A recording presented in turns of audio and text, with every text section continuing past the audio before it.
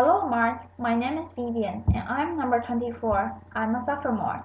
This is a speech from Tasos Frantzolas. Everything you hear on film is a lie. I want to start by doing an experiment. I'm going to play 3 videos of a rainy day, but I've replaced the audio of one of the videos. And instead of the sound of rain, I've added the sound of bacon frying. So I want you to think carefully which one the clip with the bacon is. Rain falls, rain falls, rain falls. All right, actually, I lied. They're all bacon. Bacon sizzles. Applause. My point here isn't really to make you hungry every time you see a rainy scene, but it's to show that our brains are conditioned to embrace the lies. We're not looking for accuracy.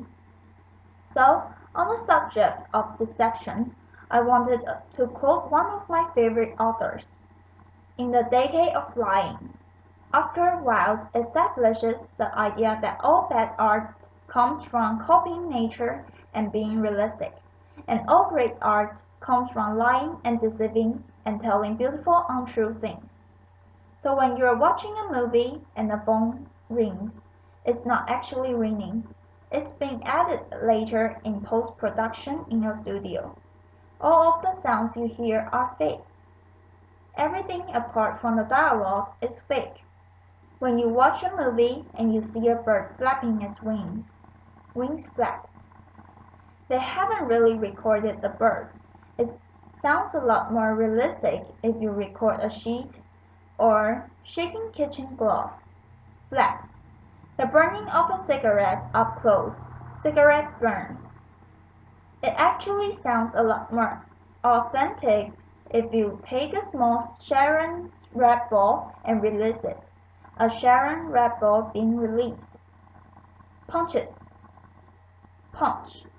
Oops, let me play that again. Punch. That's often done by sticking a knife in vegetables, usually cabbage. Cabbage stabbed with a knife. The next one is breaking bones. Bones break. Well, no one was really harmed. It's actually breaking celery or frozen lettuce. Breaking frozen lettuce or celery. Laughter.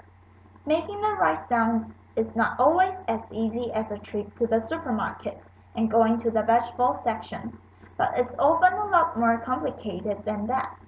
So let's reverse engineer together the creation of a sound effect. One of my favorite stories comes from Frank Serafini.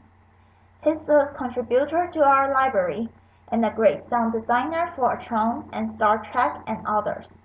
He was part of the Paramount team and that won the Oscar for Best Sound for The Hunt for Red October. In this Cold War classic in the 90s, they were asked to produce the sound of the propeller of the submarine. So they had a small problem.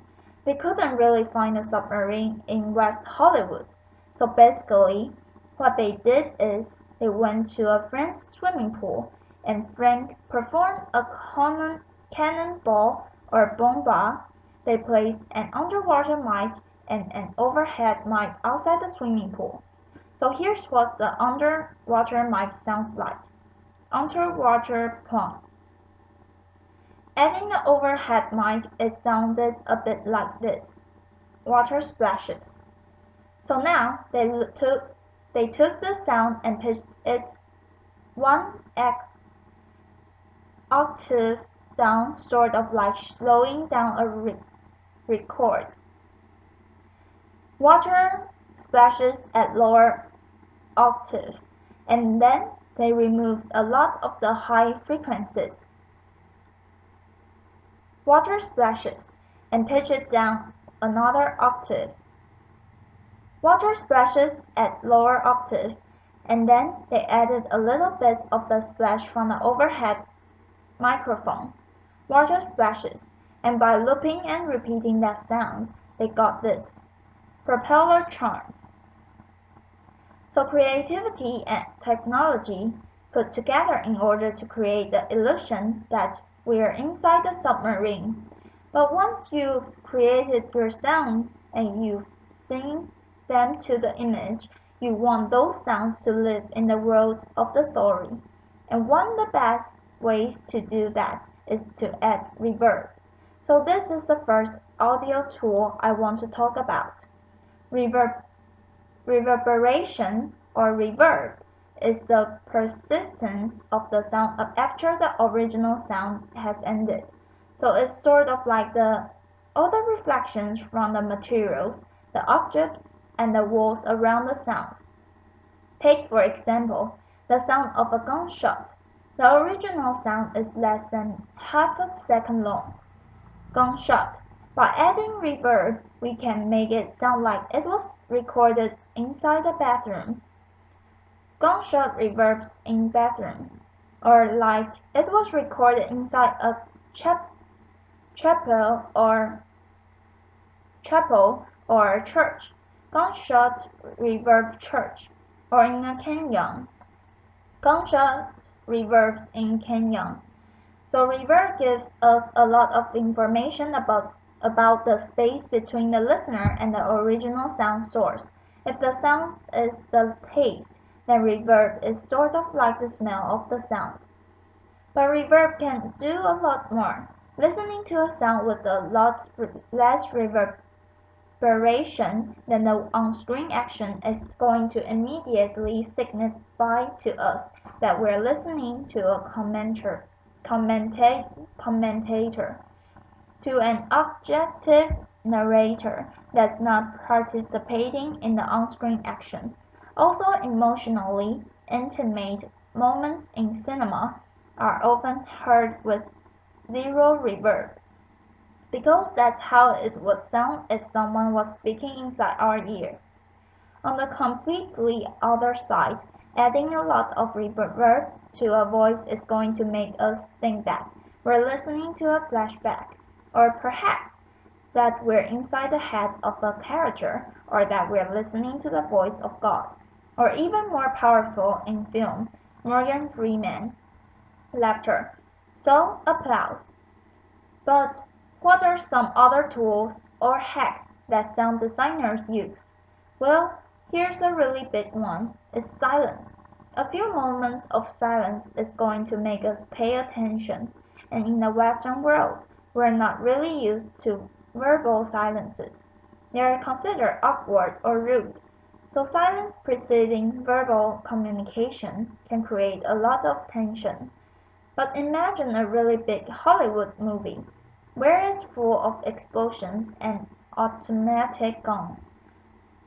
Loud stops being loud anymore after a while, so in a yin-yang way, silence needs loudness and loudness needs silence for either of them to have any effect. But what does silence mean? Well, it depends how it's used in each film. Silence can place us inside the head of a character or provoke thought. We often relate silences with contemplation, meditation, being deep in thought. But apart from having one meaning, silence becomes a blank canvas upon which the viewer is invited to pen their own thoughts. But I want to make it clear, there is no such thing as silence. And I know this sounds like the most pretentious TED Talk statement ever, but even if you were to enter a room with zero reverberation and zero external sounds, you would still be able to hear the pumping of your own blood. And in cinema, traditionally, there was never a silent moment because of the sound of the projector. And even in today's Dolby world, there's not really any moment of silence if you listen around you. There's always some sort of noise. Now, since there's no such thing as silence, what do filmmakers and sound designers use? Well, as a synonym, they often use ambiances. Ambiances are the unique background sounds that are specific to each location. Each location has a unique sound, and each room has a unique sound, which is called room tone.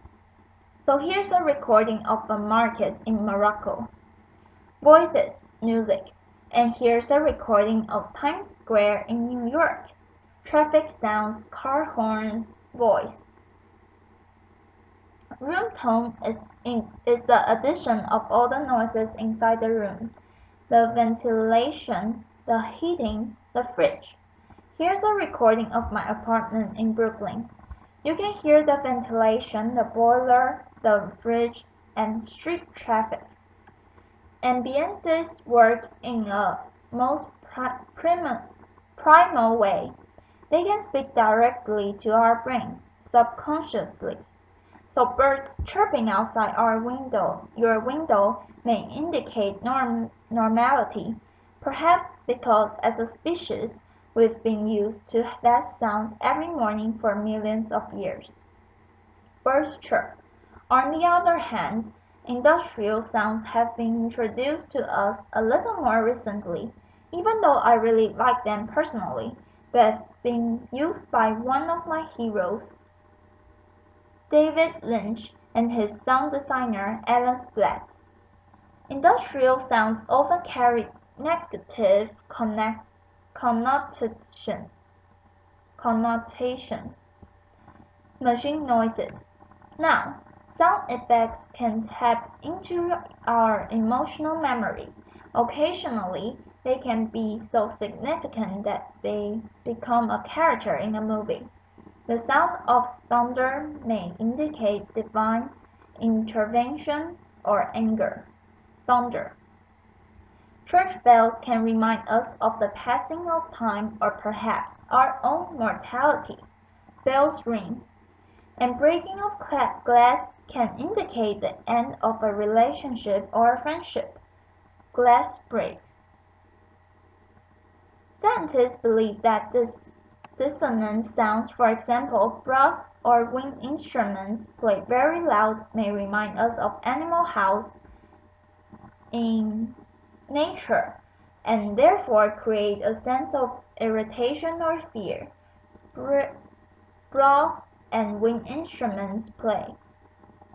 So now, we've spoken about on-screen sounds, but occasionally, the source of the sound cannot be seen. That's what we call off-screen sounds, or acousmatic. Acousmatic sounds, well, the term acousmatic comes from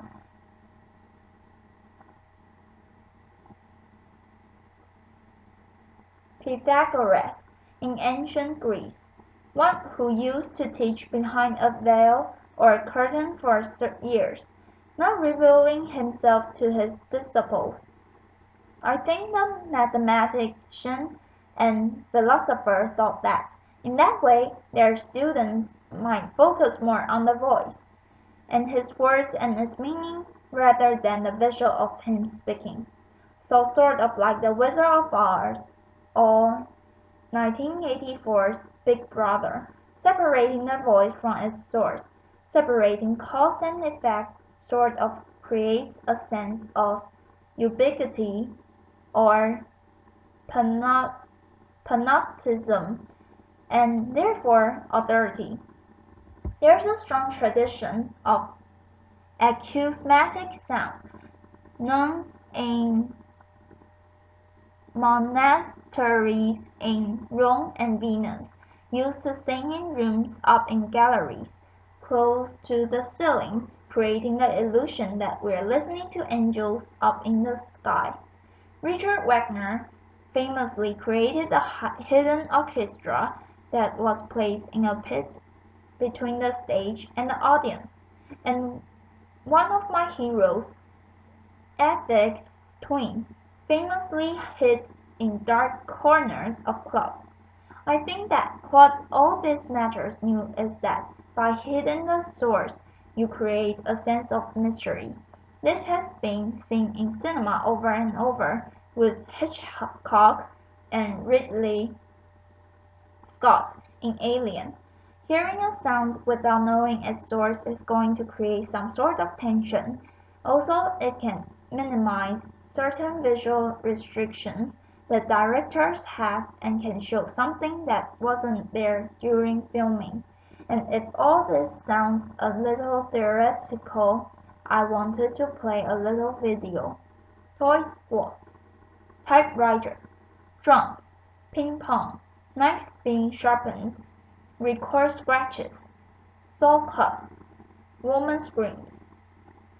What I'm sort of trying to demonstrate with these tools is that sound is a language. It can trick us by transporting us geographically. It can change the mood. It can set the pace. It can make us laugh, or it can make us scared. On a personal level, I fell in love with that language a few years ago, and somehow managed to make it into some sort of profession. And I think with our work through the sound library, we're trying to kind of expand the vocabulary of that language. And in that way, we want to offer the right tools to sound designers, filmmakers, and video game and app designers to keep telling even better stories and creating even more beautiful lives. So thanks for listening.